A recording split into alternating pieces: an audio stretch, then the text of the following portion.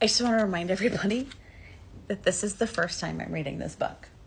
I have not read this, so my mess ups and my lack of proper pronunciation is quite natural. I did not have a chance.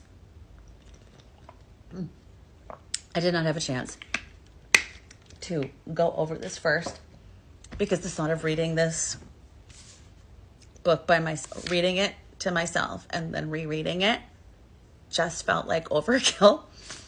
And I gotta tell you, I'm so used to like listening to books or listening to things that reading this book, doing this for you guys is literally accountability for me to read the book, because I bought this book and I read like the introduction and like part of the first chapter, and I am now at a point where I have not read it.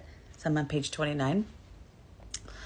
So this is helping me stay accountability. So again, I just really do apologize for, and I hope it's not too painful to watch me do this. Like I said, people don't have to watch it. It's all good. Okay, so we're moving on we're still in chapter 1, part 3, or the third version of the third video of chapter 1. Moving on. Egyptian and Mesopotamian traditions, naming as magic. In ancient Egypt, spoken words were magic, literally. The Egyptians practiced Heka, H-E-K-A, a sacred system of divine speech where chanting specific phrases could invoke gods, heal the sick, or influence events. Priests were trained in the precise pronunciation of ritual language, and sacred texts were often accompanied by spoken instructions, showing that the spoken form held just as much, if not more, power than the written. The act of naming something was also deeply important. To know the true name of a person, place, or deity was to gain influence over it. This is a theme echoed in many ancient cultures, including Babylonian, Sumerian, and Jewish mysticism. Excuse me. Oh my God, I'm so sorry. I'm not. Delete. I'm not sorry. Excuse me. Universal echoes across time. Across these cultures and countless others, the message is clear. Words are not trivial. They are sacred instruments. Whether it's a prayer whispered to the sky, a mantra recited under breath, a name spoken with reverence, or a curse flung in anger, words are seen as potent living forces. They do not vanish once they're uttered. They ripple outward, shaping the energy around us. Our ancestors spoke with intention because they believed words could summon spirits, alter destiny, and heal the soul. Perhaps it's time we remember what they knew all along. Quantum resonance, linking speech, thoughts, and energetic fields. This is the part that gets kind of fun. The deeper we peer into the universe through the lens of quantum physics, the more we find ourselves face to face with a truth mystics and sages have long known. Reality is not fixed, solid, or mechanical. It's fluid, responsive, and vibrational. It moves, shifts, and reforms based on observation, intention, and energy. In many ways, the quantum world mirrors the spiritual idea that our thoughts and words hold creative power. What we say, think, and feel is not just psychological or poetic, it's energetic and potentially quantum. So how does modern physics support the idea that speech and thought can influence reality? Let's explore some foundational principles of quantum theory and how they link to the transformative power of our language. So this part is really fun for me, the quantum aspect of it, because here we're getting scientific. Like, this is science supporting what many have already known. And so it's not just mysticism. It's not just, I believe it, it's literal. It's literally science, and science is catching up, and it's really pretty cool. Okay. The observer effect. Your awareness shapes reality. Where am I with time? Okay. One of the most well-known principles in quantum physics is the observer effect. In simple terms, this refers to the idea that the act of observation influences the behavior of particles. When scientists observe some subatomic particles like electrons, they behave differently than when observed. In classic experiments like the double slit experiment, particles appear to shift between behaving like waves and particles depending on whether they're being watched. The implications are staggering.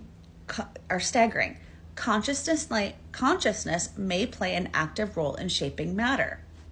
And if simply observing a particle causes it to behave differently, what does that say about the influence of conscious thoughts and spoken words, which carry far more energy than just passive observation?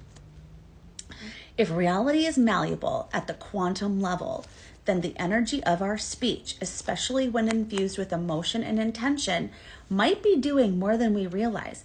Our words could be subtle observations sent into the quantum field, nudging outcomes in real time.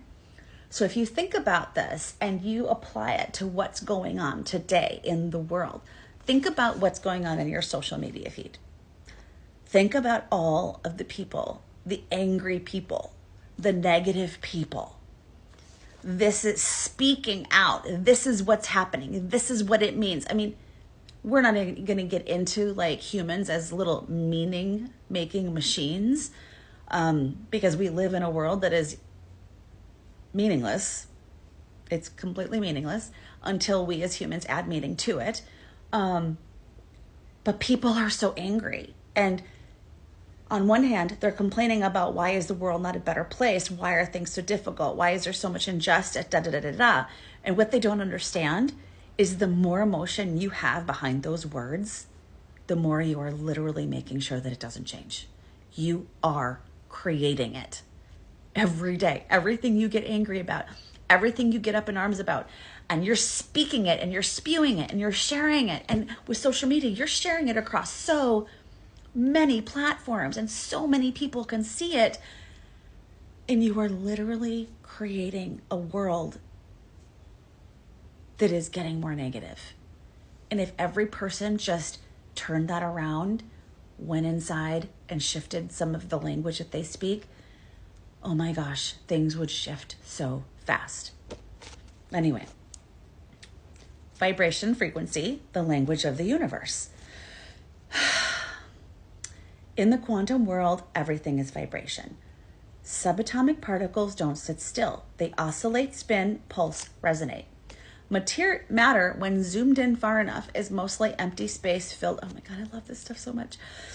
Is mostly empty space filled with moving energy. This isn't just theoretical, it's measurable. Every object, thought, and sound has a frequency. Your voice, for example, is a physical vibration that carries through the air, water, and even solid materials. When you speak, your vocal cords create waves of energy and ripple outward. This is not metaphor, it's physics. You guys, I can't tell you the excitement I have when I'm speaking about this. Okay, we're gonna go on. Speech is vibration, thought is vibration, emotion is vibration. And vibration influences matter. Sound healing practitioners use this principles with instruments like tuning forks, gongs, and singing bowls. Each sound carries a frequency that can entrain the body's cells into a more harmonious state. Some hospitals even use sound therapy in post-operative recovery to reduce anxiety and inflammation. Now imagine what the vibration of your own voice is doing, not just to the air around you, but to your body, your mind, and the people within earshot. Words spoken in anger or love carry vastly different frequencies. The emotional tone behind your words sends a distinct energetic signature into the field. Your speech is not passive. It's an active participant in the frequency of your life. Do you know how much power this gives you? Do you have any idea?